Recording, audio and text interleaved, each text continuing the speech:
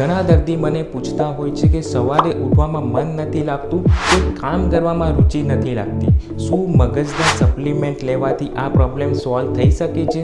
હું છું doctor Himanshu Patel, consultant neurosurgeon. મગજને એક્ટિવ રાખવા માટે મગજના સપ્લિમેન્ટ લેવું જરૂરી છે એવું નથી.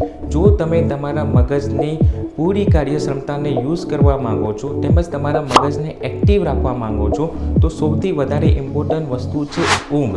જો તમે પ્રોપર પ્રમાણમાં સ્લીપ લો તો તમારા મગજની ચેતાતંતુ કાર્યરત રહી શકે છે તેમજ લર્નિંગ, મેમરી, પ્રોબ્લેમ સોલ્વિંગ જેવી જે ટાસ્ક હોય છે એ સરળ રીતે થઈ શકે એના માટે ઊંઘ લેવી ખૂબ જ જરૂરી છે.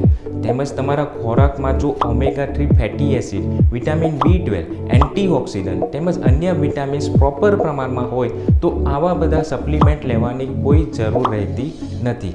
બેટર કે તમે તમારા મગજને કોઈક નવું શીખવામાં બિઝી રાખો કાં તો કોઈ ક્રિએટિવિટીમાં બિઝી રાખો જેથી કરીને તમારી ચેતાતંતુ કાર્યરત રહી શકે છે.